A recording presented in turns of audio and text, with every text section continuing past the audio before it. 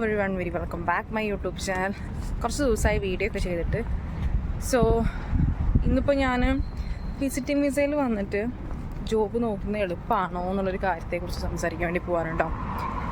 അതിപ്പോൾ എല്ലാവർക്കും ഡിഫറെൻ്റാണ്. എല്ലാവർക്കും ഡിഫറെൻ്റ് എന്ന് പറയുമ്പോൾ ചില ആൾക്കാർക്ക് പോയാൽ ശരിക്കും ചില ആൾക്കാർക്ക് പോയാൽ ശരിയാവില്ല എന്നൊക്കെ പറയില്ലേ, ആ ഒരു സെറ്റപ്പാണ് കേട്ടോ. എൻ്റെ ഒരു കാര്യത്തിൽ പറയുമ്പോൾ കുറച്ച് ബുദ്ധിമുട്ടായിരുന്നു.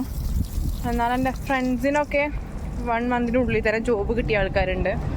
പക്ഷെ ഏറ്റവും സന്തോഷമായിട്ടുള്ള കാര്യം എന്താണെന്നറിയോ, ഇവിടെ ഞാൻ ദുബായിലുള്ളപ്പോൾ ഒരു സെക്കൻഡ് കേട്ടോ, വണ്ടിയിൽ പോയിട്ട് സൗണ്ട് ഉണ്ടായി.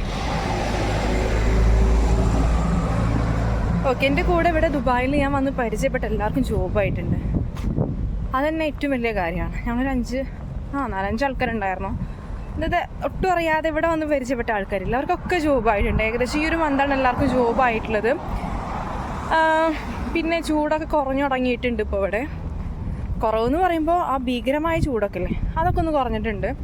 അപ്പോൾ വിസിറ്റിങ്ങിനൊക്കെ ആരെയും വരാൻ ആഗ്രഹിക്കുന്നുണ്ടെന്നുണ്ടെങ്കിൽ ഈ സമയത്ത് വരികയായിരിക്കും നല്ലത്. പിന്നെ വിസിറ്റിങ്ങിനെ കുറിച്ച് പറയുമ്പോൾ എൻ്റെ മനസ്സിൽ എങ്ങനെയാണെന്ന് അറിയോ, ഞാൻ വന്ന പാടെ തന്നെ ആ ഒരു 1 മന്തിൽ എനിക്ക് ജോലി കിട്ടുന്നുള്ള ഒരു വിശ്വാസത്തിലാണ് വന്നത്. പക്ഷെ നാട്ടിലൊക്കെ പറയുമ്പോൾ ഞാൻ റിജക്റ്റ് ആവാറൊന്നുമില്ല. പോയ ഇൻ്റർവ്യൂ ഒക്കെ നല്ല രീതിയിൽ പെർഫോം ചെയ്തിട്ട് അങ്ങനെ കിട്ടിയിട്ടുണ്ടായി. പക്ഷെ ഇവിടെ പറയുമ്പോൾ അങ്ങനെയല്ലല്ലോ, ഇവിടെ ഭയങ്കര കോമ്പറ്റീഷനല്ലേ. നാട്ടിലത്തെ വെച്ച് നോക്കുമ്പോൾ ഇവിടെ ഭയങ്കര കോമ്പറ്റീഷനാണല്ലോ. അപ്പോൾ എനിക്കിവിടെ ഭയങ്കര സ്ട്രഗിളായിരുന്നു. ഭയങ്കര സ്ട്രഗിൾ പറയുമ്പോൾ നല്ല രീതിക്ക് സ്ട്രഗിൾ ഉണ്ടായിരുന്നു. പക്ഷെ എല്ലാവർക്കും അങ്ങനെ ആവണമെന്ന് ഒരിക്കലും പറയുന്നില്ല കേട്ടോ. എല്ലാവരും ഡിഫറെൻ്റാണ്. എൻ്റെ കഴിഞ്ഞിട്ട് വന്നിട്ടുള്ള എൻ്റെ സബ്സ്ക്രൈബേഴ്സിന് ഇവിടെ ജോബ് കിട്ടിയിട്ടുണ്ട്. ഒക്കെ ഡിപ്പെൻസ് ആണ്.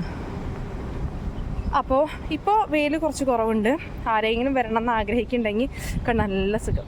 ഈ മരത്തിൻ്റെ അടിയിൽ കൂടെ ഇങ്ങനെ പോകുമ്പോണ്ടല്ലോ, നമ്മുടെ നാട്ടിൽ കൂടെ നടക്കുന്ന ഒരു ഫീലാണ്. രസമല്ലേ? ഇത് കഴിഞ്ഞാൽ ഭയങ്കര ചൂടാണ്, കുടല്ലാതെ പറ്റില്ല. അപ്പോൾ വരണം എന്ന് ആഗ്രഹിക്കുന്ന ആൾക്കാരുണ്ടെങ്കിൽ ഈ സമയത്ത് വരികയായിരിക്കും കുറച്ചും കൂടി നല്ലത്. കാരണം ഞാൻ നേരത്തെ പറഞ്ഞ ഒരു സ്ട്രഗിള് ഈ ഒരു വെയിലത്ത് നടക്കുമ്പോൾ, ഇൻ്റർവ്യൂ അറ്റൻഡ് ചെയ്യുമ്പോൾ, CV ഡ്രോപ്പ് ചെയ്യുമ്പോൾ വെയിൽ ഭയങ്കര സീനാണ്. അപ്പോൾ നമുക്ക് വേഗം മടുപ്പൊക്കെ വരും. ഈ സെപ്റ്റംബർ ലാസ്റ്റ്, നവംബർ, ഡിസംബർ ആ ഒരു ടൈമൊക്കെ ആണെങ്കിൽ കുറച്ചും കൂടി ബെറ്ററാണ് ജോബ് നോക്കാനൊക്കെ. ചൂടിൻ്റെ കാര്യത്തിലിട്ടേക്ക് ആ മാർക്കറ്റ് എങ്ങനെയാണെന്ന് എനിക്ക് അറിയാൻ പാടില്ല, പക്ഷെ ചൂട് കുറച്ച് കുറവാകും. അതാണ് ഏറ്റവും വലിയ കാര്യം. പിന്നെ മൈൻഡൊക്കെ ഒന്ന് സെറ്റാക്കിയിട്ട് വരിക.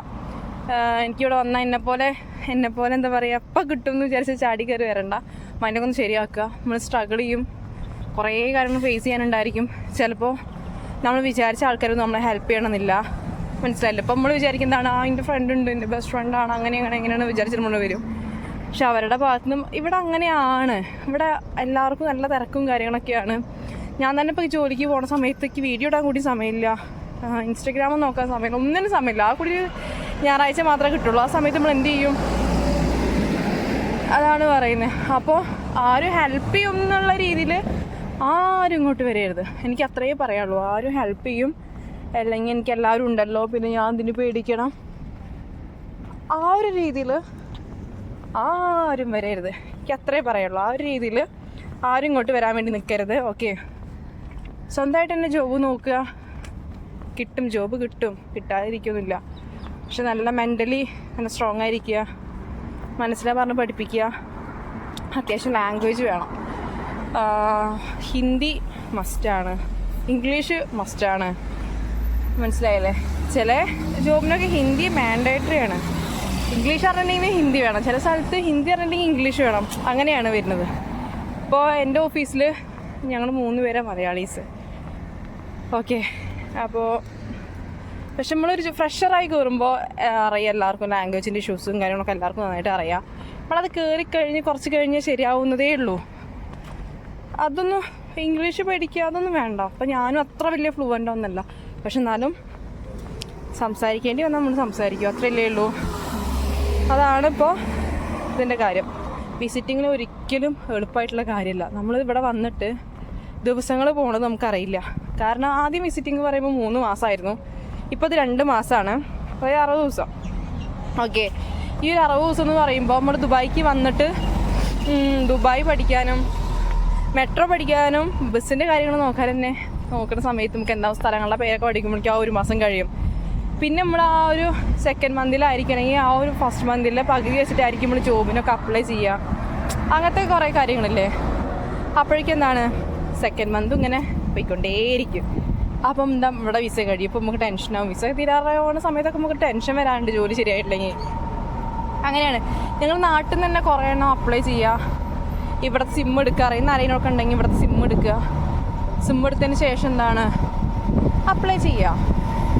ആ നമ്പർ വെച്ച് അപ്ലൈ ചെയ്യുക, മെയിൽ ചെയ്യുക. അതൊക്കെയാണ് ട്രിക്ക് വഴികൾ എന്ന് പറയുമ്പോൾ അതൊക്കെ ഉള്ളൂ. ഞാനതാണ് സജസ്റ്റ് ചെയ്യുക. അത് നല്ലൊരു വഴിയാണ്. അങ്ങനെയൊക്കെ നോക്കുക.